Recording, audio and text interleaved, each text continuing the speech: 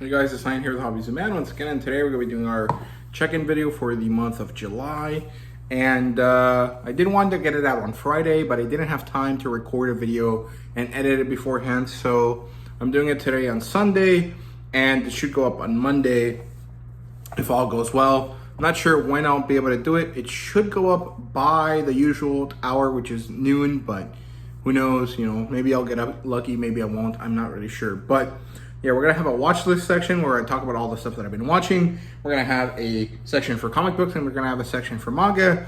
And we'll start right now with actually just thanking everyone that has subscribed to the channel. We did hit 1,000 subscribers earlier in June, and I am gonna give away some books. I am gonna do a giveaway to celebrate the kind of situation, but I am waiting for some books to arrive, and I am waiting for the opportunity to buy another book so that I can have a nice big pile of things to give out.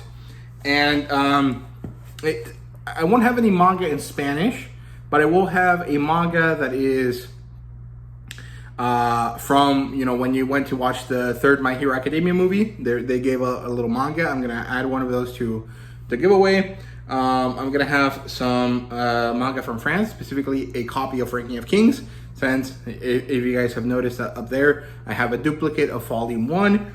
I will also give out some Komi Can't Communicate volumes, and Mooncool was nice enough to send me one of their books that I'm gonna give out. It's one that is relatively important to me and to the growth of the channel, and in order to kind of also pay some homage to the other people that helped me grow the channel, I will also be giving out a copy of one of Tentai Books' books. They sent it to me though, so I am waiting for that, and once I get that, I will start working on the giveaway, and I'll find a good way to do it. So far I'm thinking of just like, comment, subscribe, and then a week later I'll do like a short little live stream where I just kind of let you guys know, hey, this person won, and we'll leave it at that. I'm not really sure. Maybe I'll do one of those things where like you fill out a bunch of stuff, or like you kind of do a bunch of tasks, and that gives you different entry numbers to the giveaway, and then I'll draw from that. I'm not really sure. I haven't really decided how to do it, so let me know if you guys have any ideas about how to do it. I've never done one of these things before, so some guidance would be appreciated, some interest would be appreciated. And other than that, it was my birthday last week, so that's why I was kind of busy.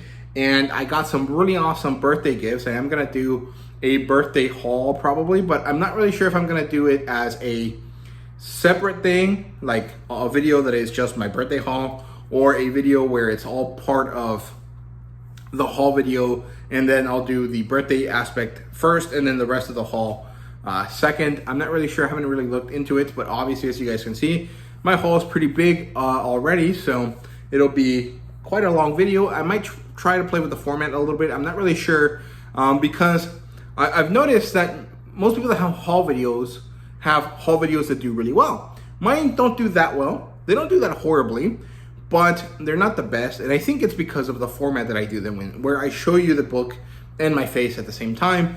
And maybe if I just showed you the books and kind of had it from the behind, where only my voice is heard, not really my face is seen, maybe that will be better. I'm not really sure. Or maybe it's because I don't give good commentary about what I'm hauling. I'm not really sure what the issue is. So I will try to change the format. I might play around with the format a little bit. Actually, I think the way where you just see the books instead of a person is a little bit more impersonal, but ultimately it's much more enjoyable, in the sense that like the whole video is for the books. I don't really need to be there, if that makes sense. So I'm not really sure. I haven't really thought about it. I do want to kind of do a better job with that, so I will think about that a little bit. I might just play with the format for a while, for a few months, and then go back and forth between the two. Not really sure, but yeah. However, if you guys are interested in showing some support in the sense that like you're like, okay, I want to send you a book, or I want to give you a tip or something like that, I do have a coffee, and I do have a wish list down below, and that is the end of the channel update aspect of the video. So let's get into the check-in here. Let's look at the stuff that I've been watching this month. So I watched The Flash, not because I wanted to. I was very serious about the fact that I was not going to watch it on my own until it came out on HBO Max or on Max, and I was only going to watch it there because I already have access to Max. I'm not even the one paying for it, so I didn't really feel any moral issues with the idea. However, my dad was here for 4th of July weekend. My parents came up to visit us since me and my sister are staying here in my apartment for the summer, and they decided to come up and kind of have like a short little kind of semi-staycation type of thing. We had 2 days where we weren't really doing anything in the afternoon, so we went to the movie theaters twice. First to watch The Flash, and second to watch Indiana Jones #5. And we went to a nice Cinemark. It was significantly more expensive than what I usually spend when I'm by myself. Even the tickets were 2 or 3 times more expensive. But my parents were very much in a kind of happy spending mood, so they didn't really mind. But the thing is that my dad, even though he likes superhero stuff, he's not someone that really keeps up with the minutia of actors and of things that are going on behind the scenes. Not that I do either, but I watch a lot of fandom kind of pundits on YouTube, like Christian Harloff.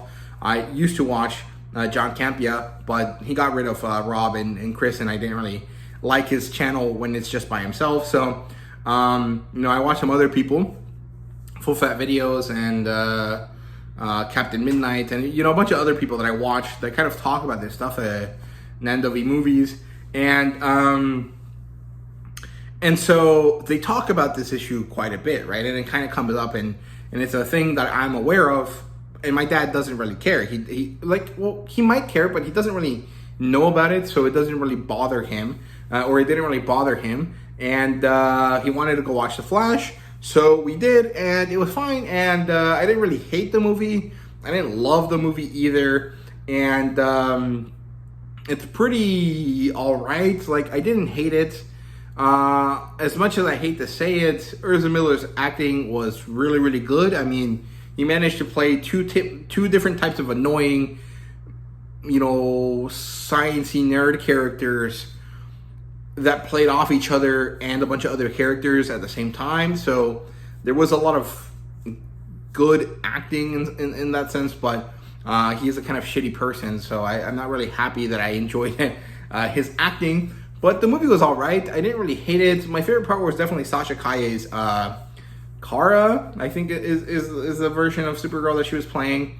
But it's pretty unlikely that we'll ever see her again as that character, although I would actually really like to see her come back in a different way, maybe in a TV show or something, because I think she did a good job, and I liked her, and I liked the way she looked in her suit. She was very pretty, but also the kind of like angry, I hate my life kind of vibe that she had was really, really good. And she did a lot with very little in terms of like her screen time ratio to my enjoyment. It was kind of very skewed. I really enjoyed her for the few minutes that she was in the movie. So there we go. In terms of Indiana Jones #5, I also really like this movie, and I think that's because I'm not necessarily the world's biggest Indiana Jones fan. Honestly, I don't really care too much about Indiana Jones. I watched the 4th movie when it came out because I was a kid back then, and it was kind of cool. But I didn't really like it all that much. As a kid, I wasn't really interested, and I don't think I've ever seen or finished watching any of the other movies, although I do know their general premise because I used to play the Indiana Jones Lego game because someone gave it to me, and I liked playing it because it was a Lego game and it was fun.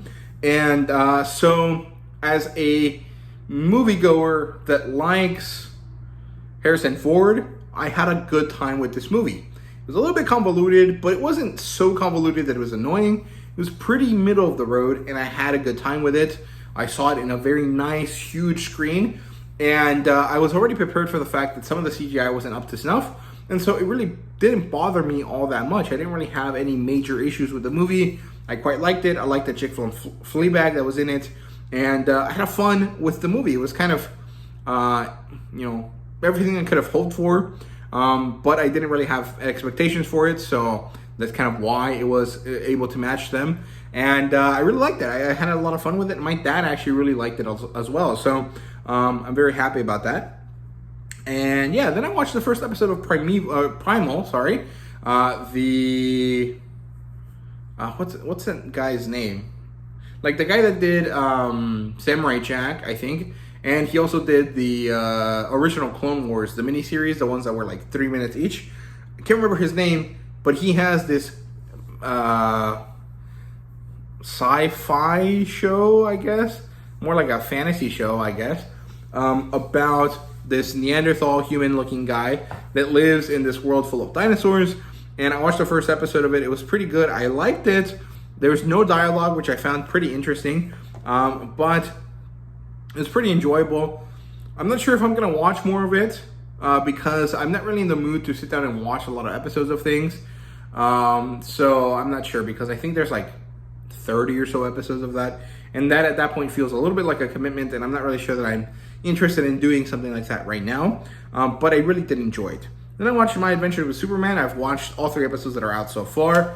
And this one's a little bit different because it's coming out weekly. So I'm only really forcing, or I'm only forced to commit to 20 minutes of a thing. And I actually really love this show. I think it's really, really enjoyable. I had a lot of fun with the way that the characters are.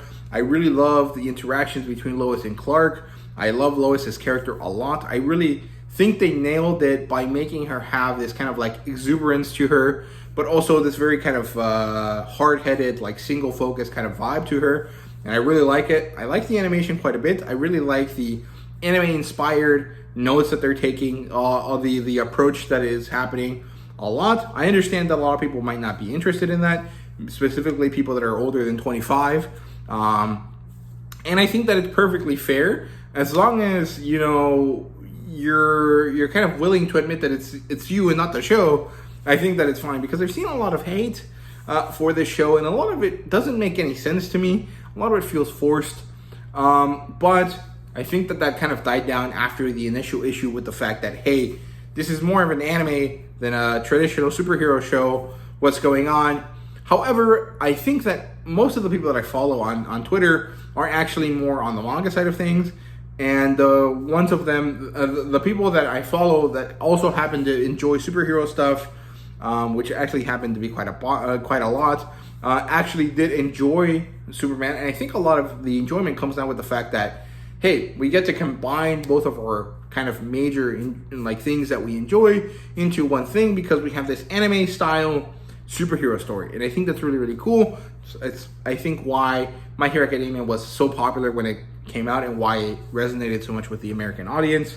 And it's cool. And then I watched Season 2, Part 2 of Record of Ragnarok, or Season 3. It was only 6 episodes. I basically felt like I was watching a movie while I was sitting down to watch it. And there was only one fight. I really enjoyed the characterization of Buddha. I didn't really care too much about his opponent. I am going to try to do a review for this part of the series, but I think that in general, I feel like I love the story. I'm very invested in what's happening. I like the fighting aspect. However, the anime just doesn't feel like it hits. And I'm not really sure why. I really enjoyed the first series, the first season of the anime. But the further I get into it, the more it feels like the anime is just 4 or 5 times worse than the manga. I really love the manga a lot. I really enjoy it. I have a lot of fun with it. I like it a lot. But the anime just kind of gets worse and worse, and I'm not really sure why. Also, honestly, I'm gonna be real with you. Jack didn't really work for me, and it really affected my enjoyment of the series, because I don't care about Jack the Ripper, and somehow he became like a really important character, and I'm not invested in that aspect of the story. So yeah, however, I did really like the Buddha versus Shirofuku fight, at least from Buddha's side of things. I didn't really care too much about Shirofuku. I would have liked to see a different character be his opponent, but it is what it is. I think that the duality of those two characters was pretty enjoyable, so, you know, it works.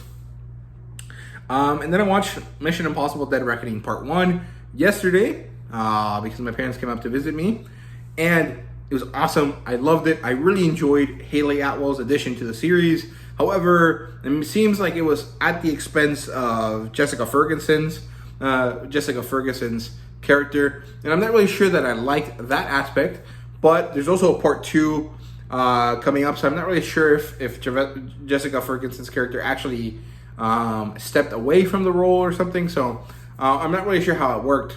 But overall, I really loved the movie a lot. The chemistry that Haley Atwell and Tom Cruise had was great. I really enjoyed the way they interacted together, and I really had a great time at the movies. It was a 3-hour long movie, but it didn't really feel like that. I felt like it went and went and went, and it never really stopped, and it was really, really enjoyable. I think the pacing and the way that they made the movie move was wonderful. There was never a lull. I had to pee for like 2 hours that I was at the theater, and I just never could like step away from watching the screen, because it never felt like there was a drop in the action. It always felt like it was constantly going on and enjoyable. And there were some scenes that were really, really amazing. I loved this sequence where they're in this yellow tiny little Fiat, and it was awesome.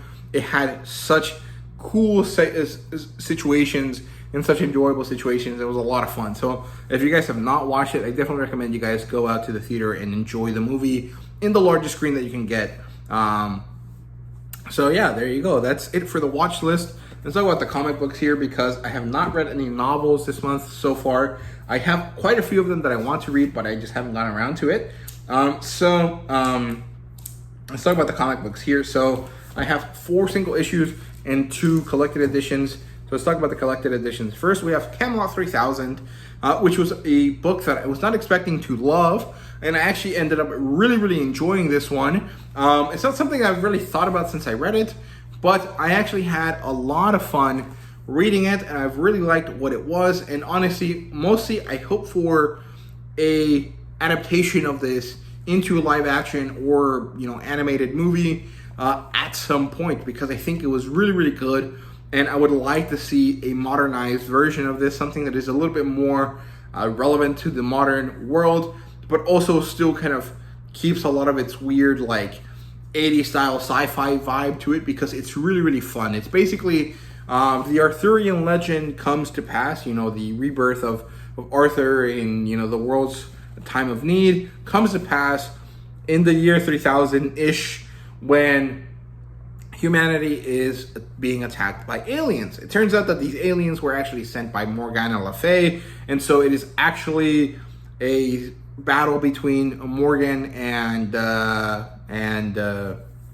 Arthur, and there's a lot of things going on. There's elements of reincarnation, and there's elements of gender identity and what it means to be male or female, and how that kind of maybe isn't a problem in the setting that they're in, but is a problem to the people that are reincarnated, because they are essentially ancient and they have very weird ways of looking at things. And it was really enjoyable, and I think it would actually be kind of poignant to the modern world. It might have to be treated a little bit more carefully than it was in this comic book, but I think it'd be a really, really good story to actually pick up now and talk about. And it also kind of has that vibe where it feels a little bit like Game of Thrones.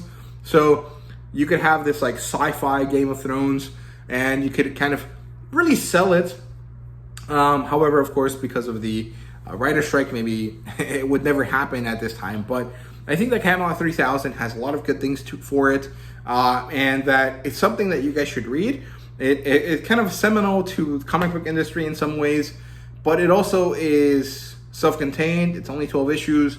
It's a one and done thing, and it's really, really enjoyable. And it, like I said, it has elements in it that are pretty poignant to the modern world. So there you go, Camelot 3000, really, really cool. I did a full review of it that you guys can watch already. So yeah, and then we have a New 52 Batman volume. We have volume number 3, Death of the Family. And because this is only the first part of this segment of the story, I'm not really sure how I feel about it. I liked it. The imagery is pretty messed up and dark, because at this point, Joker kind of has his face where he's wearing his face like a mask, and it's really weird. and it's really creepy, but it was also pretty interesting. However, I'm not really sure that I love Scott Snyder's Batman beyond the Court of Owls aspect of the story. At least I really enjoyed that part of the story, and I'm not really sure how I feel about this one so far, but I really love the artwork at the very least. Greg Capullo does a lot of great work with Batman, and yeah, I don't really have too much to say about this one, and it's not one that I'm going to review on the channel because it doesn't have a complete story. It just kind of like sets up a lot of stuff, and it's pretty interesting. The melodrama between the Bat family is pretty good, but it wasn't really like my favorite. I liked it, I had a good time with it, but it's not something that I feel like I'm going to continue to go back to quite a bit, at least not right now. However, I am still interested in collecting the rest of Scott Snyder's run on Batman, so I'm always going to keep out an eye for that at Half Price Books, and hopefully I don't ever have to pay more than cover price for any of these volumes. So yeah, that's it for the collected editions. Let's look at the single issues. I have 4 of them because I have not really had too much going on in terms of comic books this month. However, I will next week. So let's see what we have here. So first of all, we have Heat Seeker #1. This is the first part of the new Gun Honey story. This is actually not part of the mainline story. This is actually a side story. It introduces us to Dahlia Racer, who is this woman that's actually not a redhead, even though she looks like it on the cover. That is explained in the book, but she's basically a con artist that is kind of this like person that exists in the underground that you can get in contact with, that basically you ask her, hey, can you kill me? And she's like, yes, and then she sets you up to disappear after your death, and then you manage to live out your rest of your life hidden away. It's kind of like a witness protection program type of thing for the underworld, and it's pretty cool. I really enjoy it. I feel like Gun Honey is slowly becoming more of a John Wick-esque kind of story, and I like that. I think it's really, really enjoyable. However, I didn't really like this as much as I liked the first issue of Gun Honey. However, I think that's because I was hoping that the Gun Honey characters would have been a little bit more important to this story, but they weren't. They were more like just ways to set this character up, and so there was a little bit of disappointment there in terms of like, I had this expectation and it wasn't met. But beyond that, I actually really enjoyed this issue, so I'm very happy with it. I like it. It doesn't have the same art style as Gun Honey, but it is close and it is really, really good, so I quite like it. Eventually, I hope that Titan collects all of the Gun Honey stuff in chronological order and makes like this giant Gun Honey universe omnibus that has all of the stuff in it, because that'd be really, really cool. Then we have No One #4, which is pretty good. It feels like the story is slowly coming to a head and things are happening, and we finally get to see No One actually, do kind of superhero stuff, and it's good. It's kind of like the Massive-verse version of Batman, or maybe like Moon Knight, actually. So it's really interesting. It is mostly focusing on the human aspect of this like Jim Gordon type character, who is the father of the guy that is suspected to be No One, and the fact that he's trying to help people solve this crime, this issue, but he doesn't want to be attached to the political aspect of it, and it's really, really good. I'm actually enjoying No One quite a lot. There's also some supplemental material. There's this like podcast.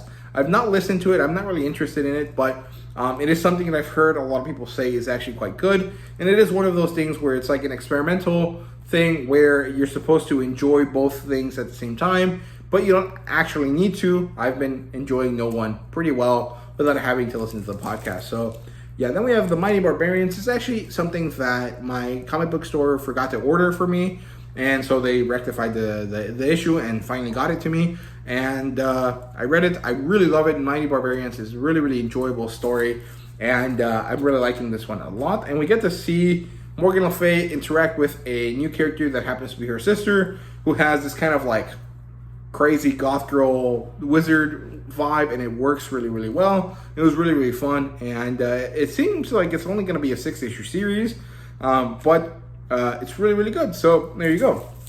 And then finally we have Dominatrix by Opus. This is Gene Simmons' Dominatrix, and it's basically a Gun Honey or Black Widow or kind of, femme fatale type story with the main character dressing up like a dominatrix, because that is like her gimmick.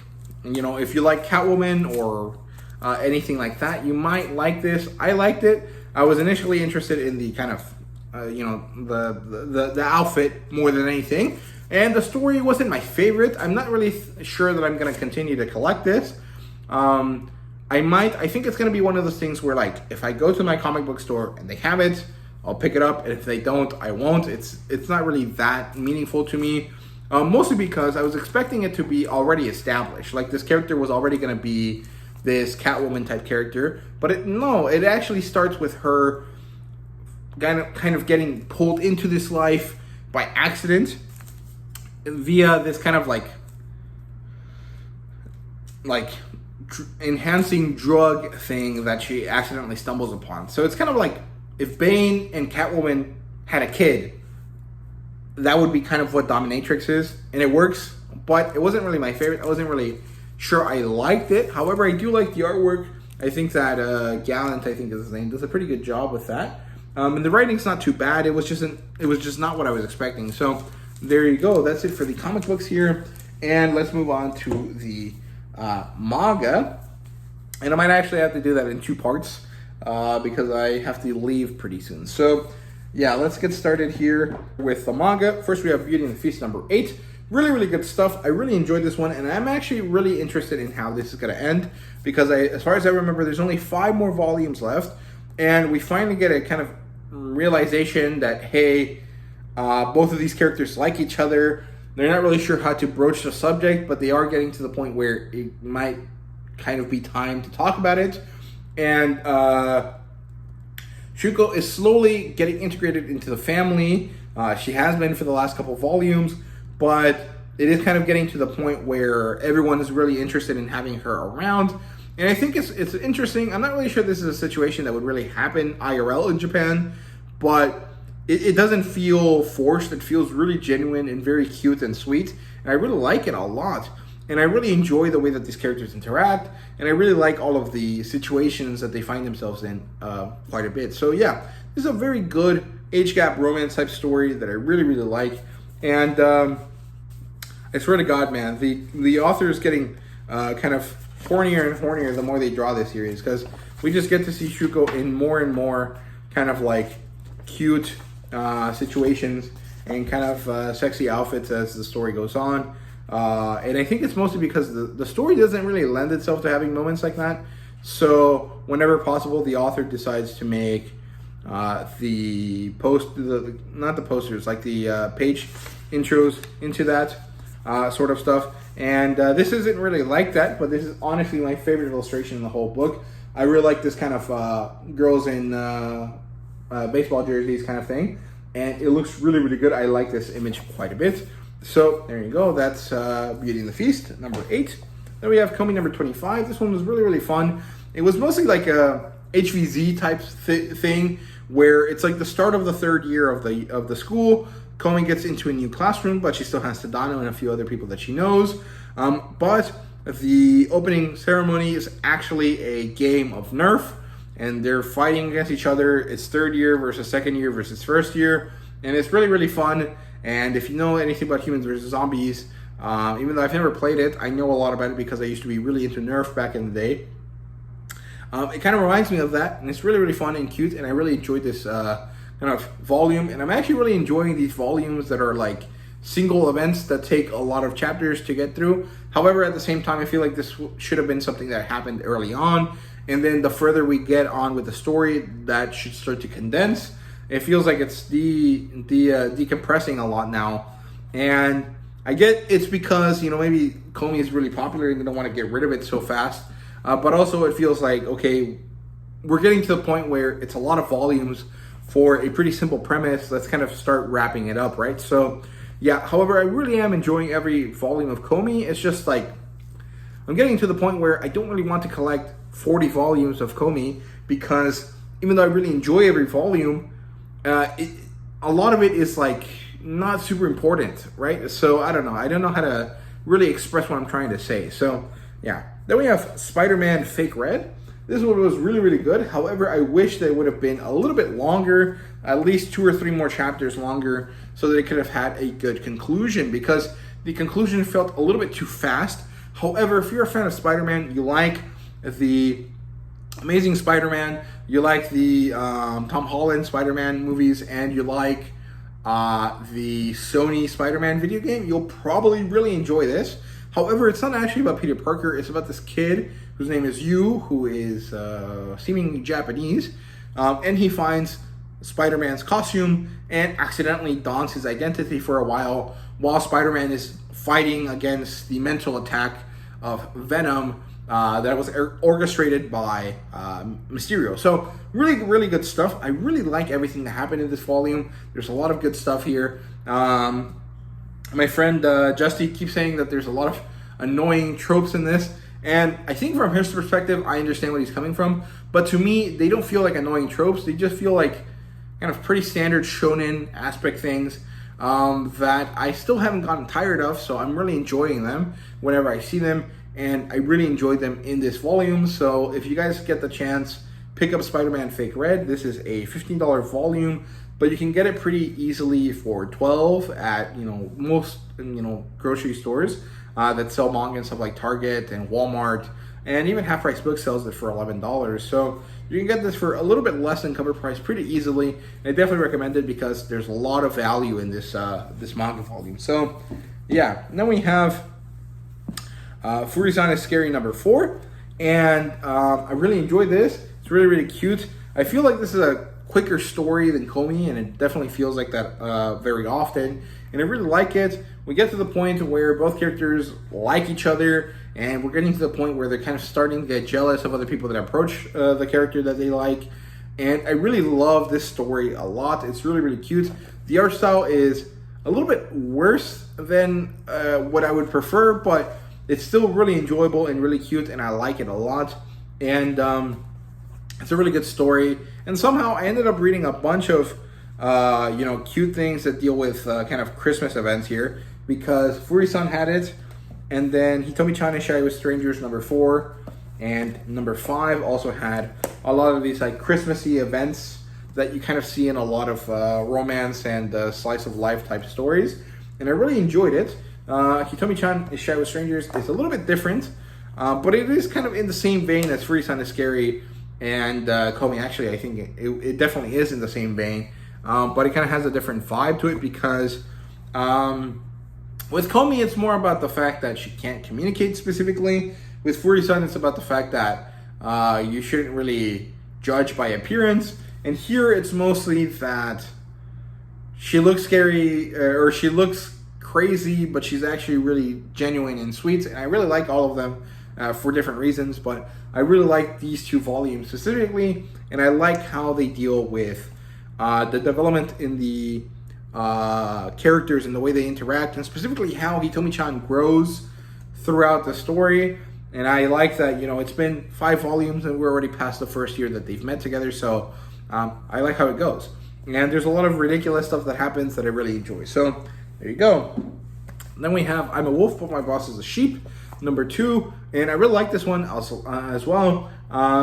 There's a lot of interesting situations, because at the end of the first volume, there's this cliffhanger where we meet this guy here, who happens to be close to her, and because Ogami actually likes her, there's kind of this instant dislike between Ogami and the sheep guy. However, it turns out that the sheep guy doesn't really find him mean, but rather he's scared of him because he has this massive fear of dogs.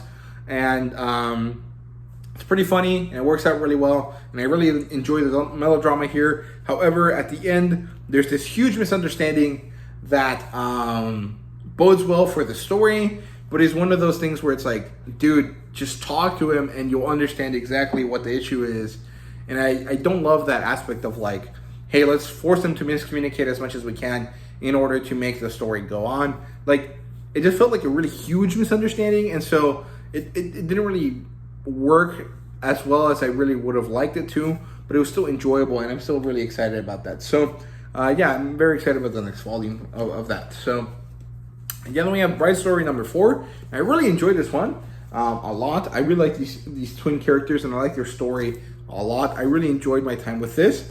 And mostly, I'm really enjoying Bride's story because of the way that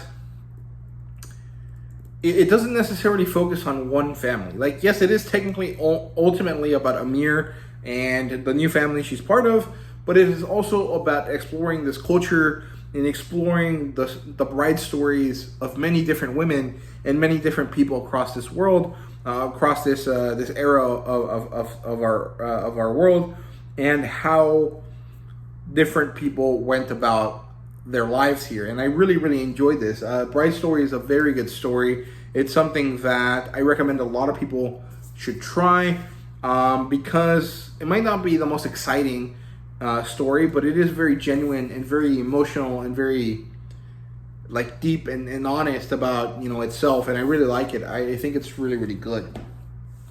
Then you have Eden Zero number 22.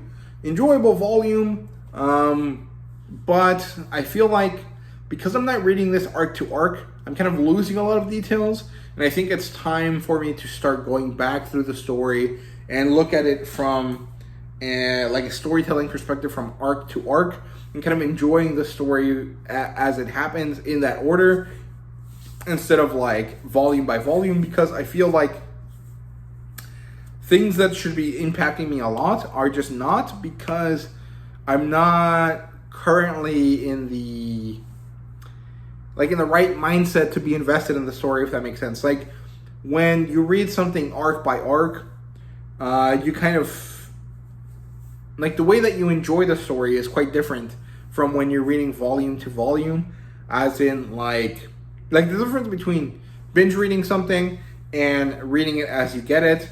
It feels very different, and the way that you connect with the story is quite different. And I feel like I need to binge it so that I can be more attached to it than just kind of read it as they come. So yeah, then we have Villain Saga number 13. I really enjoyed this volume a lot. There were some really amazing aspects that happened here that I wasn't expecting, and I really love this story a lot. I think that the way that it connects, and the way that it finally gets to the point where, hey, Thorfinn's life is looking up, like there is things to be happy about now, is really, really good. I liked it a lot. They finally made it to America, and they're having their first interactions with the natives, and it's working out really, really well. And finally, we have Tsugumi Project, which is a French manga, as in it was first published in France. However, it is by a Japanese artist. So it is a manga. It is not a French comic book. It is a manga for sure. There is no debate about that. And it's really, really interesting. I really like the artwork because it is not really manga. And it's not really Western comic book or European comic book. It is something in between, and I really like it. And it has this very crazy textured look to it that I really, really enjoy. So, yeah, there really isn't too much else to say because I just did a review for it. So feel free to check out that review. It kind of has all of my thoughts on it. Anything that I would have said right now, I've already said in that video. So I'll leave it there. There you go. That's Tsugumi Project. And that is the end of the video. I hope you guys enjoyed. Let me know what you thought. Let me know what you've been reading so far. And thank you guys very much for watching. I really do appreciate it. And see you guys later.